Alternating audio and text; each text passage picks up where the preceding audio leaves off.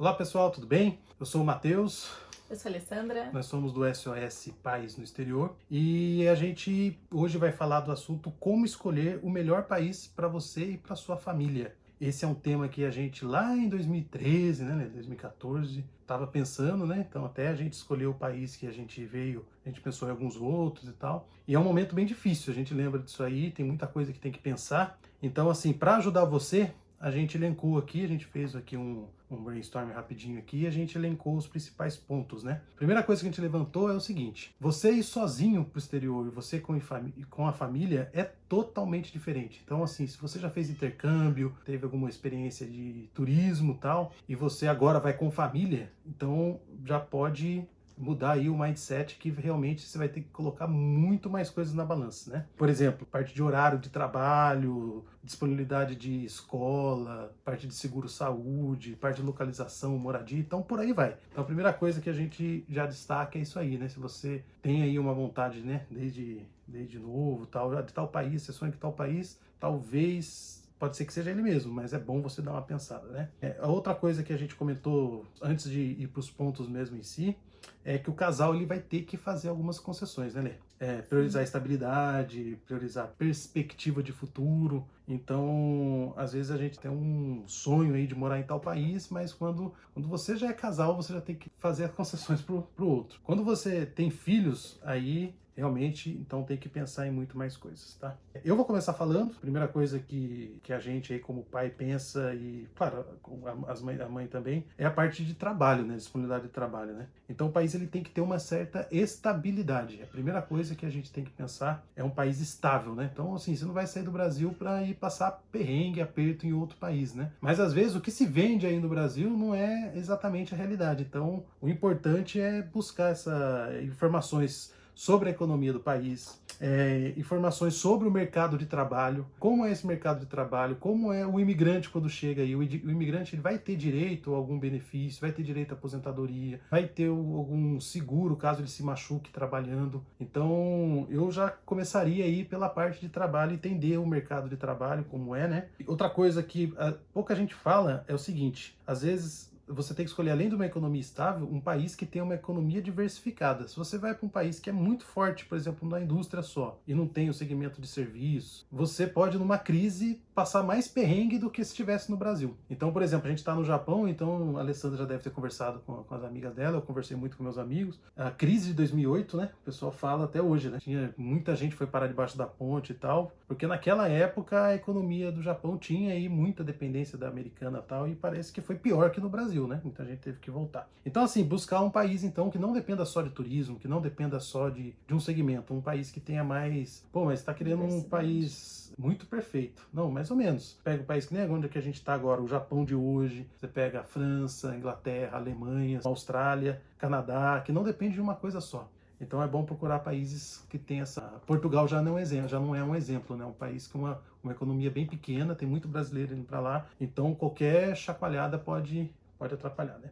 O item 4, né, Lê? Então, o item 4 foi a lei que lembrou, parte de segurança, né? Poder ir e vir sem risco. Por que a gente pensou nisso, né? Porque, por exemplo, no Brasil, pelo menos quando a gente saiu do Brasil em 2017, uma das coisas que eu tinha muito medo era de sair sozinha na rua, de sair com as crianças sozinha, sem o Matheus estar junto, né? Eu sempre, quando eu ia sair para fazer alguma coisa, que eu tinha que levar as duas crianças junto, eu sempre levava ou minha mãe, ou meu pai, ou meu sogro, minha sogra, alguém comigo, porque até você, dependendo do lugar que você vai estacionar, tirar duas crianças do carro, tem um certo risco, né? Então eu acho importante, quando a gente vai pensar em ir para outro país, verificar a questão de segurança. Eu sei que, com certeza, as pessoas que saem do Brasil, elas vão para um país melhor em questão de segurança também. Mas, às vezes, um país que é bom ali no geral, alguns bairros, algumas cidades, algumas regiões não são tão boas assim. Principalmente nessa questão de segurança e quando se tem filhos. Então, eu acho importante analisar essa questão de segurança, analisar se o país tem transporte público, né, também seguro para a mulher sozinha, para a criança, se houver a necessidade, né, da criança ter que ir e vir sozinha no transporte público, né? Se existe essa possibilidade, igual aqui a gente sabe que tem, né? As crianças aqui, dependendo da região, criancinhas de 7, 8 anos conseguem pegar trem, ônibus sozinha. Não precisa dos pais estarem acompanhando, né? Mas é importante analisar isso também. Existe essa possibilidade de ter essa segurança, ter essa tranquilidade com relação a filho? Exatamente. Né? E outro ponto aqui que, pulando agora da segurança que a gente elencou, a parte da educação, né? Então, assim, a gente falou de trabalho, segurança e educação, né? Que é um pilar muito importante, né? Quando a gente está falando de ir para outro país com o filho, né? Uma das coisas que antes de vir para cá a gente já estava analisando, eu já estava estudando a respeito disso, como funciona, né? É importante a gente analisar se para onde a gente quer ir existe só a escola daquele país, né? Existe só a escola nacional, se existem escolas internacionais. Se existem escolas até brasileiras, no caso, aqui, por exemplo, para a região que a gente veio do Japão, existem creches e escolas para brasileiros. Os donos são brasileiros, né? E só estudam crianças brasileiras, no máximo algumas peruanas também, porque o idioma é muito parecido, mas existe essa possibilidade.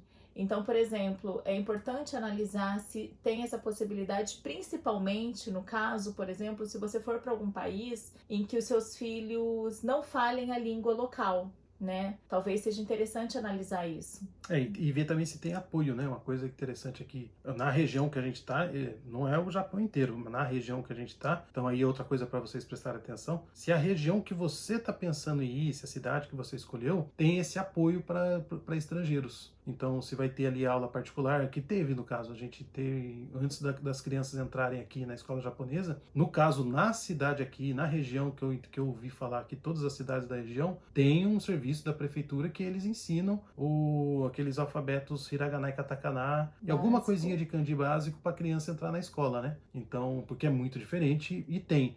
Um amigo meu também foi para a França agora esses dias e falou que lá tem também. Então, eu ouvi falar que também no Canadá, por exemplo, muitas escolas têm isso. Então, é interessante você entrar em grupos de Facebook, conversar com o pessoal do Instagram que são influencers, produtores de conteúdo que já moram no país e fazer essa pergunta. Sempre alguém vai indicar para você, se não tiver filho, vai falar, conheço tal pessoa com tal filho, vai te atender tranquilo e vai te falar se esse ponto está coberto ou não. É importante, né? Com certeza. Aí, linkando a isso, vamos falar outro ponto aqui. A gente falou então trabalho, de segurança, de educação. O próximo ponto é rede de apoio, né? A gente veio para a cidade que o irmão da Alessandra já morava, né? Então foi bem diferente, provavelmente para você, né? Você não trabalhou no começo, eu que fui trabalhar, mas você teve que se virar com as outras coisas, né? Sim. Eu acho muito importante quando a gente vai mudar, você, antes de mais nada, verificar se você tem algum contato na região, no país, e principalmente até na cidade onde você vai morar, né? Verificar se não existem brasileiros que já moram nessa região, até para procurar mesmo, sondar com eles qual que é a região, qual que é o bairro melhor para você estar morando também. Porque, por exemplo, aqui no Japão, as crianças, né, acho que muitos de vocês sabem que chegam no ensino fundamental, elas vão a pé e sozinhas para a escola, né? Então, o ideal é você ver se, por exemplo, se for o caso, de você morar numa região em que seja próximo de alguma escola, em que tenha essa estrutura para a criança não precisar andar muito, né? Para a criança não precisar pegar 2, 3 transportes públicos, por exemplo. Se você estiver trabalhando e tiver um horário muito rígido, né, de trabalho ali muito restrito para a criança estar estudando, né, se existe o transporte público da escola, né, então é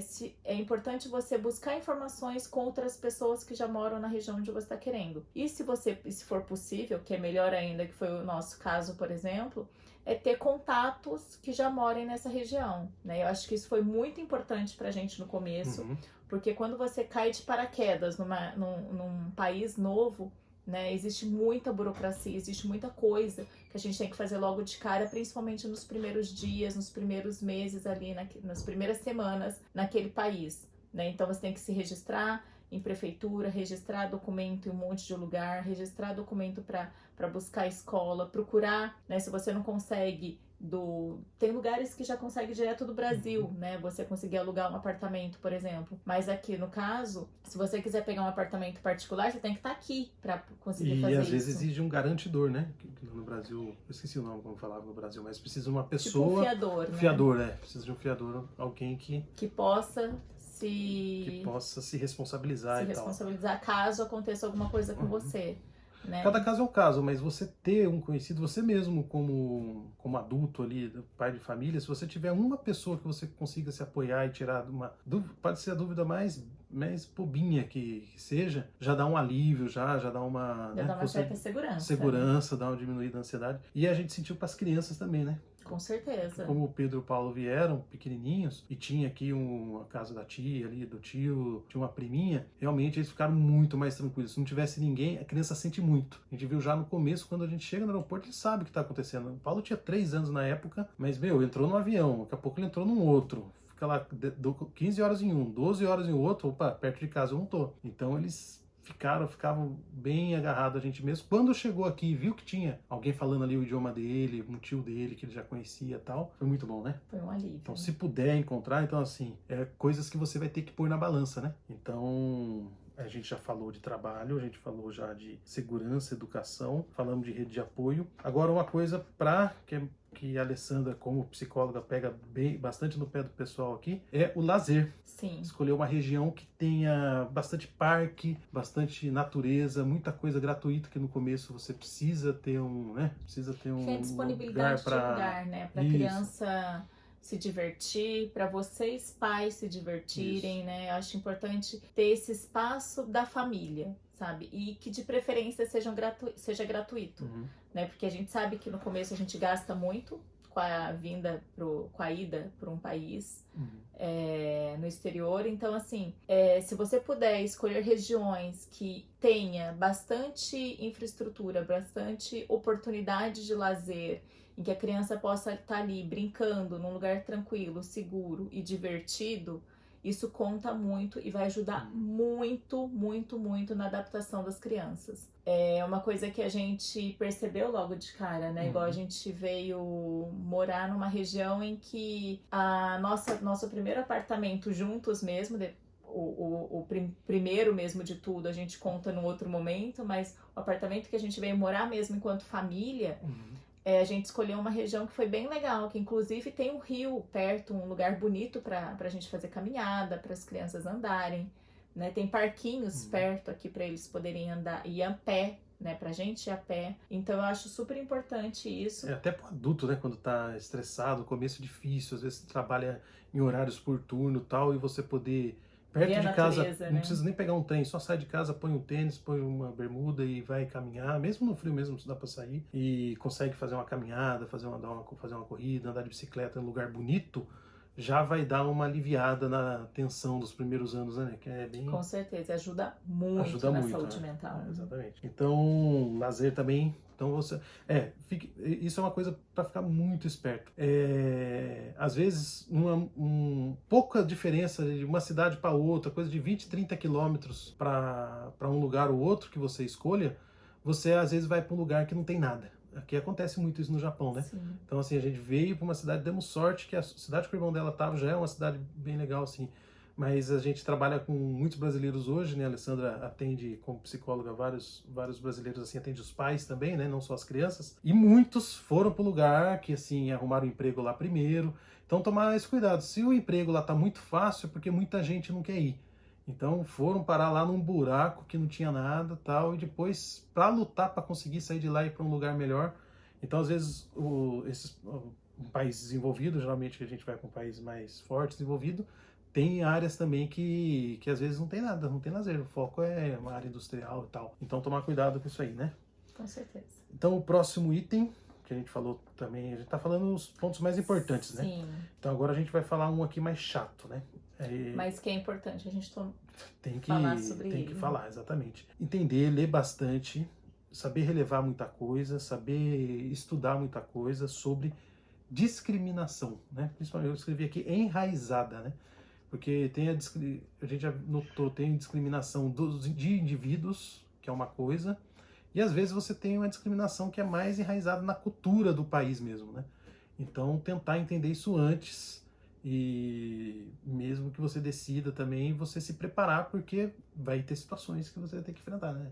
Com certeza. Então, isso aí... É importante, porque assim, às vezes o país inteiro pode não ser, por exemplo, um país que tenha certa discriminação com o estrangeiro, mas dependendo da região, dependendo da cidade, dependendo às vezes do bairro, se for uma cidade muito grande, né, o bairro que você escolher morar, é importante você até analisar como que são as pessoas ali, tentar vasculhar em informações na internet, que com certeza vai se achar, com relação a essa questão de xenofobia, né, de preconceito, de racismo mesmo. O que né? a gente viu aqui como... até com estrangeiro, né, no geral. O que a gente viu aqui, às vezes, até na mesma cidade, em cidades pequenas, você vê que às vezes um bairro tem ali, por exemplo, um complexo de apartamentos que muitos brasileiros, peruanos conseguem um preço mais barato. E às vezes ali tem uma rixa, o pessoal, como já tem a imigração começou há 20, 30 anos atrás, já tem ali uma rixa entre os japoneses e os brasileiros naquela escola ali perto, naquela região ali perto. Então, assim, entender direitinho aí como que cada região lidar, onde que tem mais caso, e se, fez a investigação, nunca pegar só um depoimento, né? Sempre mais a fundo. Mas começou a pegar muito depoimento, começa a falar de tal escola, começa a falar de tal bairro, que sempre tem caso, fuja disso aí. Nem perca tempo, não vá para perto não, porque é problema, hein? E pode atingir as crianças, né? Às vezes não atinge você, mas pode atingir as crianças. Certo? Sim. Então, outro ponto que a gente vai falar aqui, que a gente, se perguntasse pra gente com 1 ano, 2 anos aqui de Japão, a gente não falaria.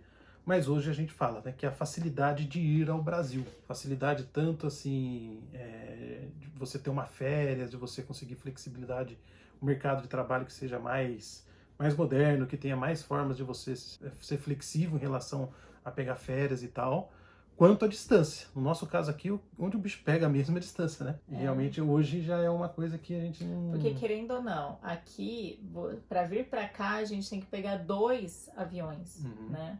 Para vir para cá, né? Porque a gente para ali na Europa ou dependendo do outro país ali, dependendo por onde você vem. Não é só a questão de distância, né? Mas a questão de custo também de uma viagem quando você tá falando de uma família, né? Uma coisa é você ir sozinho ali, tem o custo, tal, tudo mais, mas você não sente tanto. Agora, no nosso caso, que nós somos em 5 pessoas, realmente a questão de morar muito longe do Brasil, de ter que ficar pagando, né, mais tempo de transporte aéreo aí, isso dá uma diferença significativa também. E consequentemente isso vai afetar a quantidade de vezes que a gente vai poder ficar indo e vindo pro Brasil, porque se fosse uma passagem mais barata, óbvio que a gente iria mais vezes, né, mas nesse tempo todo de Japão a gente acabou indo uma vez. E para receber visita também é difícil, né? E para receber é mais difícil também, porque as pessoas também não estão lá com toda a disponibilidade do mundo também financeiramente tempo, falando, dinheiro, né? Para poder vir para cá. Exatamente. Né? Então acho importante a gente analisar isso também.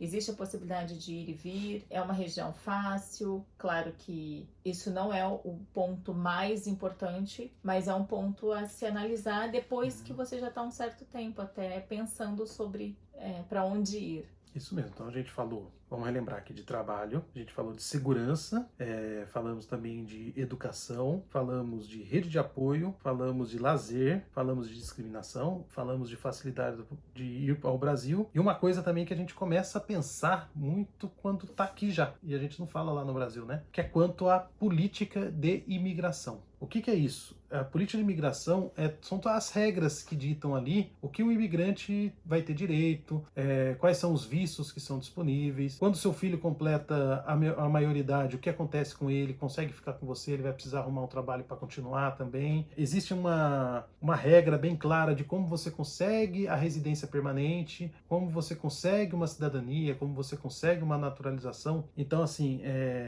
a gente não pensa muito isso no começo, mas vai que dá certo, né? E a gente sabe que a maioria das vezes dá certo. Quando você sai do Brasil, realmente são a minoria que acaba voltando mesmo, né? Principalmente hoje em dia, né? Acho que talvez 20 anos atrás mais gente voltava, tal, mas hoje não, hoje a maioria vai para ficar. Então, se você for para um país que a política de imigração é meio confusa, não é muito clara, você vai ter dificuldade de repente para comprar uma casa, ou para se estabilizar, ou quando seu filho quando seu filho crescer, você não tem a documentação ainda para ele ficar. Então, entender direitinho antes de ir, entender, de novo, entrar em grupos de Facebook, falar com brasileiros que estão lá. Tá, se eu for para esse país aí, eu vou com visto de trabalho, eu consigo, depois de um tempo, mudar esse meu visto para que nem nos Estados Unidos tem lá o Green Card, que você vai ficar tranquilo por um bom tempo. Aqui no Japão é a residência permanente, que você vai ficar 10 anos sem precisar pensar em documentação.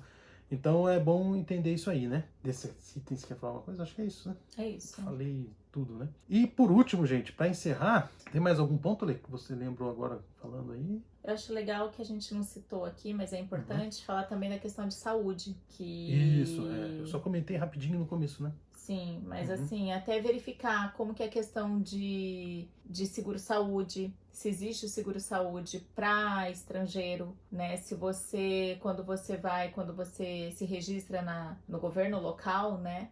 Se os seus filhos têm direito a algum seguro, se o trabalho onde você vai, você tem algum convênio médico, se você precisa pagar alguma parcela de alguma coisa, como que funciona a questão de saúde, de convênio, de participação, né, nos gastos. Eu acho importante a gente também analisar essas coisas, porque como eu disse, né, às vezes você vai para um país, você tá super bem de saúde, os seus filhos estão bem, mas você vai para um país, de repente naquele país, né, tá com vírus, tá com alguma coisa, acontece alguma coisa ali, e logo de cara você tem que investir, tem que gastar. Como que funciona isso? Né? Como que funciona essa questão de gastos, de participação, de coparticipação, né, da pessoa física ali com relação a isso? Eu acho importante analisar isso, né? Porque, por exemplo, aqui no Japão, as crianças até 18 anos a gente não precisa gastar, não precisa se preocupar com nada, né? Eles têm direito a médico, dentista, remédio, tudo gratuito. A gente vai no médico, já pega o papel, já passa, já pega o remédio, vai embora para casa. E vai embora para casa, e a gente não paga nada. E adulto é 30% do valor que a gente paga. Né? Então é importante analisar isso. Como que é no país que você está querendo ir? Existe um suporte nessa área de saúde? Ou você tiver que estar internado, acontece alguma coisa, um acidente, você tem que cobrir tudo? Né? Eu acho importante estudar isso também. Exatamente, a gente não colocou no começo, mas já é um dos primeiros pontos, né? Então acho que é isso, sim. Última coisa que a gente gostaria de falar aí, que a gente pensou e acabou sendo um norte pra gente, é que como família, né? Então o foco desse canal aí é pra falar principalmente para pessoas ou que querem ter filhos, ou que já têm filhos e querem ir já com os filhos, né? Pro exterior. É o seguinte, tem que pensar numa forma que seja o melhor. Claro que não vai ser o perfeito para todos, mas que seja o melhor para todos. Se um membro da família não se adaptar, tiver problema em adaptação, a família inteira sofre, né? É difícil, né? Então, hoje a gente trabalha numa instituição aqui no Japão que atende crianças brasileiras, na sua maioria, né? E realmente, assim, tem que ser bom para todo mundo e planejar, conversar, jogo aberto, jogo limpo com todo mundo. Mesmo que você tenha filhos pequenos, chamar eles para conversar também, né? Já ir explicando desde o começo, não esconder, não deixar a criança ali ficar perdida e que é um de sopetão. Tópico que a gente vai falar depois num vídeo específico, né? Isso, exatamente. Vamos falar sobre a importância dessa questão de mas na escolha do país é legal envolver todo mundo, né? Com certeza. Exatamente. Pessoal, então é isso. Então estamos encerrando esse vídeo aí. Espero que vocês tenham gostado. Siga a gente então no Instagram, aqui no YouTube. A gente está começando o trabalho agora. E mais algum recadinho? Acho que é isso. Se tiver alguma dúvida sobre imigração, ou se tiver uma história também para compartilhar com a gente, né? Acho que muita gente se inspira em histórias de sucesso aí de outros brasileiros. Então a ideia nossa aqui é ajudar você a ter também sucesso aí na sua história e depois aí de 7, 8 anos que nem a gente, poder aí também contar com orgulho aí tudo que você passou, ok? Então, muito obrigado. Até o próximo vídeo. Obrigada, gente. Até mais.